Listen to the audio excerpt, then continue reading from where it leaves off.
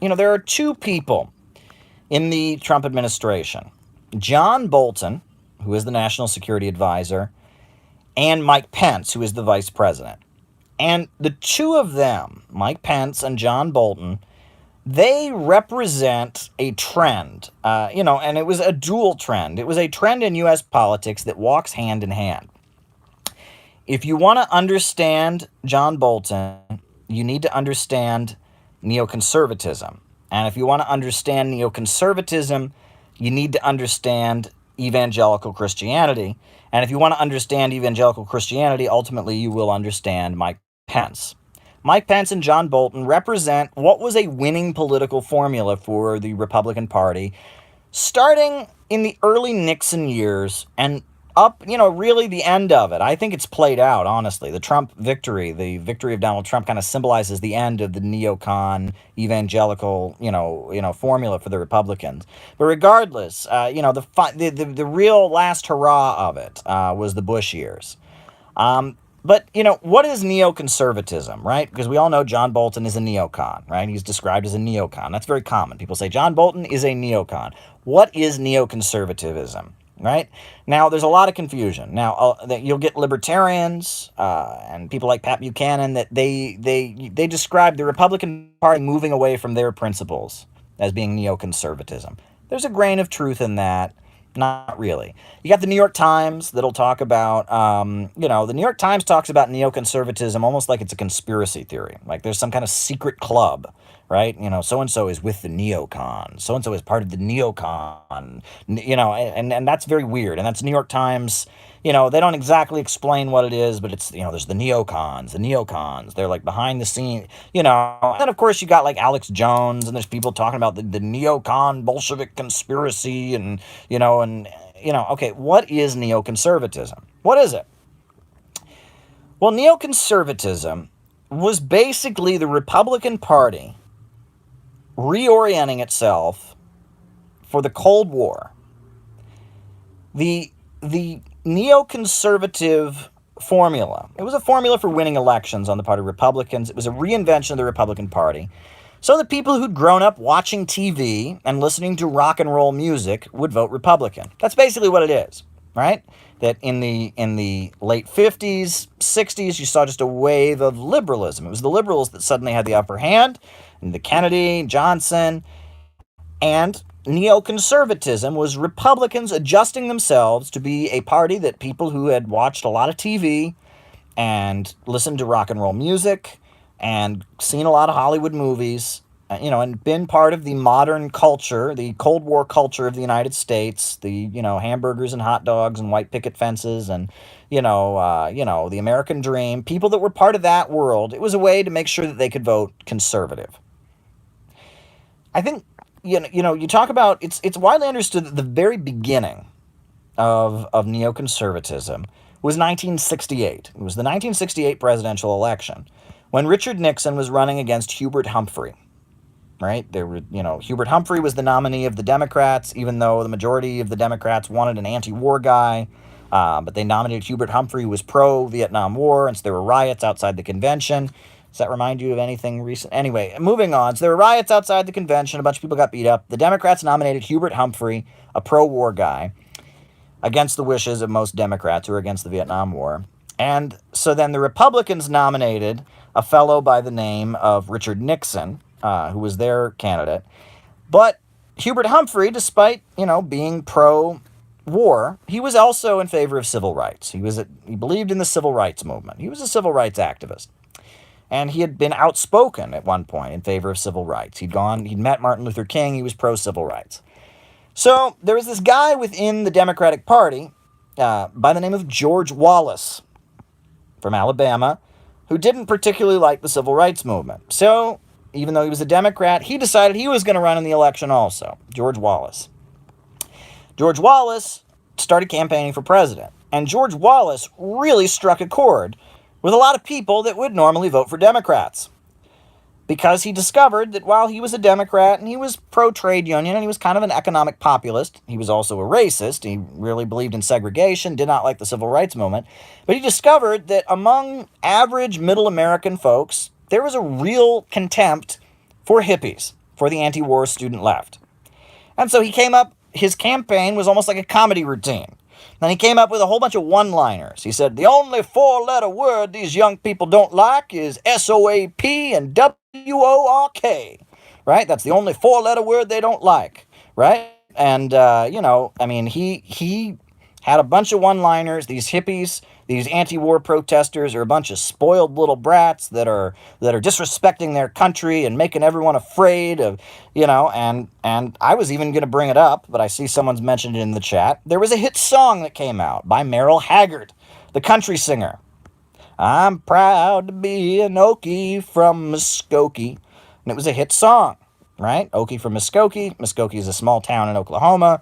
And it was a song about, some quaint little small town where, football's still the roughest thing on campus, and the kids there still respect the college dean, and they still wave Old Glory down at the courthouse, and everyone loves their country, and, and it was this kind of like the hippies are a bunch of rich kids who don't understand how great the country is, and they need to just shut up and go along with U.S. foreign policy. Now, this was very visible. People saw this happening. And basically, George Wallace was running as a third-party candidate. But pretty soon, Richard Nixon's campaign started adopting George Wallace's messaging strategy. And they started to utilize a term called the silent majority, they called it, right? And they used to say, look, there's a silent majority in the USA, doesn't like the civil rights movement, doesn't like the anti-war protesters. They say, Richard Nixon said, my country right or wrong, right? Meaning you should love America, whether it's right or wrong. You shouldn't be protesting. You should be patriotic. Well, this was all happening as behind the scenes, and Felicity Sharp mentioned it, old Trotskyists, and exactly. Two people were behind the scenes kind of reorienting the strategy of conservatives and how they thought about the world. And those individuals were Leo Strauss, who was a University of Chicago professor of philosophy, and Irving Kristol, who was a journalist. Irving Kristol, I'm going to talk about him, and I actually have a quote from him that really just tells you what he's all about. So Irving Kristol, he was a communist, a Trotskyite. He was in the Socialist Workers' Party, left the Socialist Workers' Party with Max Shachtman because he didn't think the Soviet Union was a deformed workers' state. Trotsky was opposed to Stalin, but he said the Soviet Union was still a deformed workers' state. Well, Max Shachtman and his followers cut ties with Trotsky, and they said, well, no, the Soviet Union, that's state capitalism, that's bureaucratic collectivism, it's not socialism. Irving Kristol was with Shachtman. And then, according to the obituary of Irving Kristol in the New York Times, what changed him was getting drafted in the Second World War. And I had to pull up this quote because it's just so good. He was drafted during the Second World War, Irving Kristol, the Trotskyite communist. And this is what the New York Times says. It says, drafted into the army with a number of Midwesterners who were street tough and often anti-Semitic, he found himself shedding his youthful radical optimism. And then it quotes Irving Kristol saying, I can't build socialism with these people, he concluded. Quote, they'll probably take it over and make a racket out of it. So, Irving Kristol had been a Trotskyite communist in New York City, didn't like the Soviet Union, cut ties with the Socialist Workers' Party, was with Max Shachtman and the Workers' Party and the Independent Socialist League. Then he got drafted into the military, and he met a number of Midwesterners who he considered to be anti-Semitic and street tough, and he said, I, quote, this is the New York Times quoting him, I can't build socialism with these people. They'll probably take it over and make a racket out of it. And at that point, Kristol stopped being a socialist. Right? So Irving Kristol was a Trotskyite communist who got drafted into the army and met people from the heartland of America and didn't like them. And so he stopped believing in socialism. And Irving Kristol then went on to become a co-founder of something that I've mentioned many times, the Congress for Cultural Freedom, which was a CIA program. And Irving Kristol, while he had been a Trotskyite communist, he gradually started to move to the right. And Max Shachtman and his followers eventually dropped support for Lenin, They went into the Democratic Party. At that point, Irving Kristol was no longer part of them. And Irving Kristol eventually started writing as, the founder of neoconservatism. And if you listen to him, elitism flows through everything he's about, right? He'd been a socialist. He believed that average people should run the world. As a neoconservative, he believed the average people needed to be manipulated. Average people were pretty stupid. And Leo Strauss came to very similar conclusions. Leo Strauss, who was very much the mentor of a lot of the people who wrote U.S. foreign policy, he very, famously told his students that he loved the TV show Gunsmoke. It's an old cowboy western from the 1950s, right? And Gunsmoke is famous because the good guy wore a white hat and the bad guy wore a black hat. And there was no ambiguity. The good guy was all good and the bad guy was pure evil. And Leo Strauss said that's how average Americans, those Okies from Muskogee, right, those people that Irving Kristol didn't particularly care for, that's how they need to understand politics. They need to understand world politics like an episode of Gunsmoke. Right? And that's what was happening, right? Is that TV and rock music had already been in the process of kind of dumbing down Americans, right? Making it so people's political depth wasn't so great. And Leo Strauss and Irving Kristol said, let's hijack that. Let's turn that into a formula where Republicans win elections, right? And they did it. And that was the rise of neoconservatism. Now, there was the Nixon administration. The Nixon administration, there was obviously the Watergate investigations, and he was brought down. But it was the fall of Nixon. That was where we saw the dawn of two individuals. That was the first time that two individuals came into the government. Those individuals are Donald Rumsfeld and Dick Cheney. And that was, when Nixon was out, they were in. And then it was really the Reagan presidency that represented neoconservatism dominating American politics. Because who was Ronald Reagan? He was a cowboy. I'm Ronald Reagan, the President of the United States, and these communists have come in here to try and take over Grenada, so I'm going to invade Grenada. Nancy, I'm going to invade Grenada and take over Grenada and throw out Maurice Bishop and the Marxist government there. Yeah, yes, I am, because I'm Ronald Reagan, President of the United States. I mean, Ronald Reagan was a cowboy actor, right? Leo Strauss told his followers that Americans need to understand politics like an episode of Gunsmoke. And so they hired a cowboy actor to be the president. Right? This was neoconservatism riding high. All the opponents of the United States were a bunch of evil commies who wore a black hat.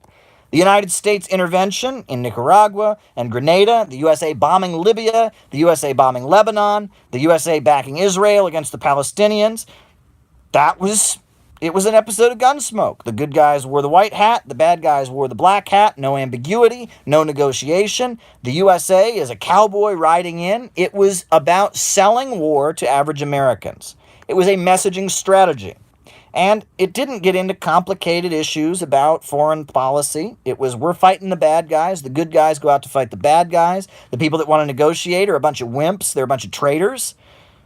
And in addition to that, neoconservatism was very much this belief that you got to dumb down politics and make it simple. Avoid talking about things in too complex ways. Really avoid economics, culture wars, right? The cowboy American foreign policy follows culture wars, where we're for, home and everything good. And that brings me to the dual political trend, right? You cannot understand neoconservatism without understanding evangelical Christianity, which rose at roughly the same time. Evangelical Christianity emerged at roughly the same time as neoconservatism emerged, in response to roughly the same thing, right? Back to 1968 again.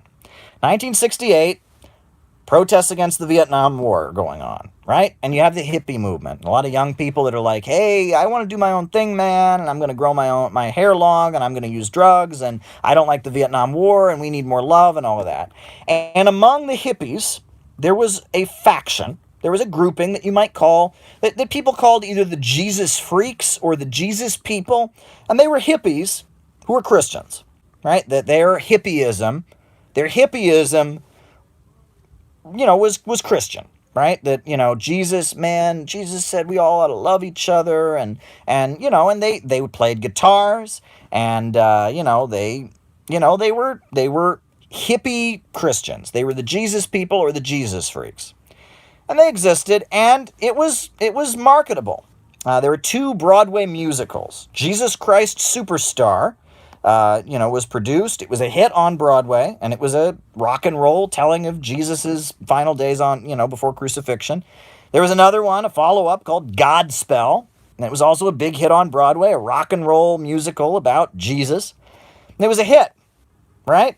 And that it was realized among the establishment that, hey, this hippie thing is big. This hippie thing, is big among the younger people, but there's a faction of these hippies that do it in a Christian way, and that mainstream Christianity could kind of have a comeback, right? Because younger people weren't really going to church anymore, right? I mean, not as much as they used to, right? The younger generation, the boomers, weren't as interested in religion as their parents were. Their parents were Lutherans and Catholics and Episcopalians and Methodists, and the kids were like, oh, that's part of the establishment. So this hippie Christianity thing was catching on. So Reverend Billy Graham did a TV special in which, he was doing his Reverend Billy Graham thing. Reverend Billy Graham is Reverend Billy Graham. But he had an audience full of long-haired kids who played guitars, and Reverend Billy Graham was Richard Nixon's spiritual advisor. But he invited some Jesus freaks, some Jesus people, some hippies, to be on his TV special. So he did a TV special talking about Jesus and all of that, but he had some hippies there, and it was a hit. And you notice that some of these baby boomers who had grown up listening to rock and roll music and watching TV were a little more interested in hearing Billy Graham when they were hippies. It worked. And then you had Reverend Tony Alamo, right? This was a man who lived in Los Angeles and was a record company exec. He lived in Los Angeles, and his job was to promote Beatles albums, right? He was a marketer for the Beatles. And I wasn't there, but according to Reverend Tony Alamo, one day he walked out of a business meeting, and God spoke to him, and he just had to start a religious movement. And so Reverend Tony Alamo started a religious movement, centered around himself, that was a hippie interpretation of Christianity. And then you had from South Korea, and this is where it gets really interesting, Richard Nixon brings to the United States the Reverend Sun Myung Moon, right? This is a strange Christian grouping that existed in South Korea, and they were anti-communist, and they believed that this man, Reverend Sun Myung Moon, was Christ's second coming, and that Reverend Sun Myung Moon was going to lead the Christians of the world in a crusade against communism. And his church was called the Unification Church, and he was going to bring together all the world's Christians to lead them in a crusade against communism. And so the Reverend Sun Myung Moon, who is very powerful in South Korea, he's brought to the United States, and just like, and this is where it gets weird, just like Reverend Tony Alamo, just like Reverend Billy Graham on his TV special, he's got his followers who've got long hair, and they're playing guitars, and they sell flowers on the street, right? They're selling flowers on the street, and they're saying, we're part of a peace movement led by Reverend Sun Myung Moon. It's a peace movement. We want to bring peace to the earth. And they started, the Republican Party began experimenting with Jesus freaks, right? Because they realized that religion was one of the main bases of conservatism in the United States, but baby boomers were not very religious. So they started experimenting with Jesus freaks. You had the Reverend Billy Graham, you had Reverend Tony Alamo, and then ultimately Reverend Sun Myung Moon, imported from South Korea. You had them running around going, hey, we're a peace movement, man, and we play guitars, but we're, evangelical conservative Republicans. It was very strange. But it wasn't really until the late 70s that they really made it work. It was an experiment, just like neoconservatism. This is about marketing. This isn't an ideological thing, it's a marketing thing, right? Leo Strauss and Irving Kristol were figuring out, how do you market aggressive foreign policy? Well, the evangelical movement was, how do you market conservative evangelical Christianity to baby boomers? And they figured it out, right? And evangelical Christianity in the late 70s, you had the rise of Reverend Jerry Falwell and the moral majority, right? And you had the rise of a distinct movement, that you can call evangelical Christianity. And people will say to me, Caleb, come on. Now they've always been there, right? You can go back to, the founding fathers, and there's always been the Great Awakening. Evangelical Christianity that really peaked during the Bush years, that gained real power during the Reagan era, that peaked during the presidency of George W. Bush, that stuff is distinctly unique. For example, right? You go back to the Great Awakening or the Second Great Awakening, there were tent revival meetings, there were snake handlers. We in the United States, this is part of us. The United States, because we were a settler country where people from Europe who had strange religious ideas and didn't fit in came to start their new utopia in the woods, that's just been part of U.S. culture for a long time.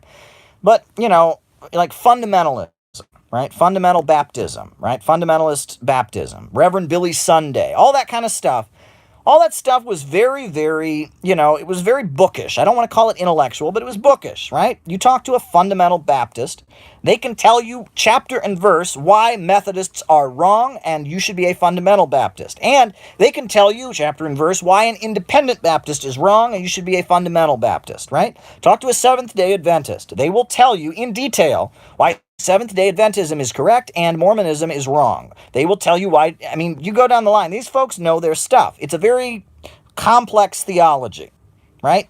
Mormonism, all of the more fanatical brands of Protestantism that have existed all throughout U.S. history, Jehovah's Witnesses and all of that, they know their stuff. They have a very, very specific doctrine that they teach, and they know it, and they've got verses, and they've got literature, and they've got polemics, and they've got all kinds of stuff.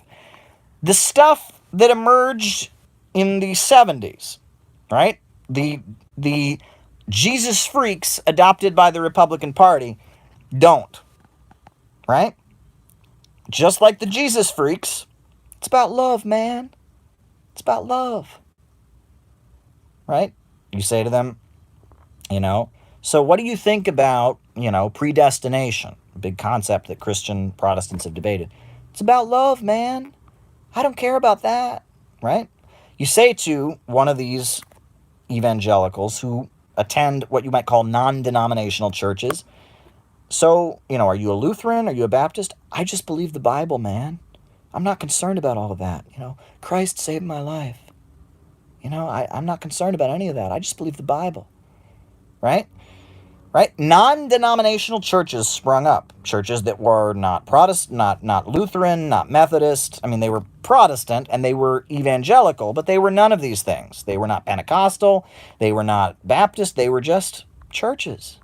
And if you asked people who attended these churches, what do they believe? I believe the Bible. Right? And they have big movie screens in the front of the church that show images of what the pastor is talking about.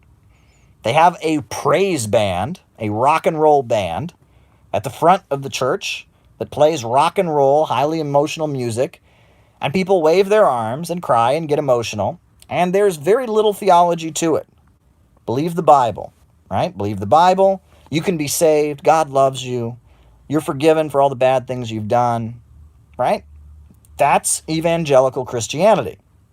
It's Jesus freak Christianity adopted by the Republican Party and by conservatives. And to be an evangelical Christian, you don't have to know very much. You don't have to know a lot of stuff, right? It's just it's a movement that emerged of kind of Christianity watered down to be all about emotions and flashing lights and rock and roll music and forgiveness and crying and pain and God being with you and you getting over your hardship in your life. And you have to be against abortion, and you have to be against gay marriage, and you have to support U.S. militarism around the world, and you have to support Israel, and that's about all there is to it, right? It's not deep. Not deep at all. It's watered down. It is distinct from other fanatical forms of American Protestantism because it is not really that deep, right? Just like neoconservatism is not really that deep, evangelical Christianity is not really that deep. And Mike Pence, like John Bolton is to neoconservatism, what Mike Pence is to evangelical Christianity, right? These are factions within the Republican Party, and John Bolton represents the neocon perspective, the neocon foreign policy cowboy stuff within the Trump administration, and Mike Pence represents evangelical Christianity within the Trump administration as well. And that these two movements are really about marketing. Evangelical Christianity, as we see it in the rise of Reagan and Bush, neoconservatism, these are movements that are about marketing. It was the Republican Party figuring out how to sell itself during the late Cold War to baby boomers. And starting 2008, 2009, it didn't work out too well, right? When the financial crash happened, a whole bunch of people who had been neoconservatives and evangelical Christians had their homes foreclosed on, lost their jobs, and all of a sudden did a double take. The majority of evangelical Christians voted for Barack Obama in 2008 and in 2012, right? The majority of people who attend evangelical Christian churches voted for Obama, even though Obama was pro-choice, even though Obama presided over the ultimate legalization of gay marriage, which he first said he was against before he changed his mind. Barack Obama got the majority of the evangelical Christian vote. That 2008 really represented the end of the neoconservative formula. What the Republicans had used for so long to ride into power, that formula of my country right or wrong, we elect a cowboy who's fighting for the average, people. George W. Bush. Hello, I'm George W. Bush, Commander-in-Chief. We got the evildoers. Osama bin Laden is an evildoer, and I am the decider. I am going to lead America to fight the terrorists because I am listening to God. God speaks to me, and he told me to fight Al-Qaeda. Yeah, that formula didn't work anymore. A lot of Americans that were evangelical Christians, a lot of Americans that were winning the neoconservative viewpoint, didn't agree with U.S. foreign policy the same way. At this point, U.S. wars are less popular than ever before. Furthermore, the evangelical Christianity stuff didn't translate. It's still there. It's still certainly there. But it didn't translate to politics. It's not a very powerful political movement. Now, the new atheist movement, Richard Dawkins, the accessibility of information, that has hurt the evangelicals quite a bit, right? They don't have the power they once had. They're still a factor, though. I mean, Liberty University and Mike Pence and whatnot. But yes, that twin political movement, neoconservatism and evangelical Christianity, those twin political movements, they ultimately, they have lost a lot of the power they once had. But I think it needs to be understood where they came from, because they're both very, very generational, and they're both rooted in the, what do you call it? The 1960s and the baby boomers and all of that. It was a response to the political crisis of 1968 and whatnot.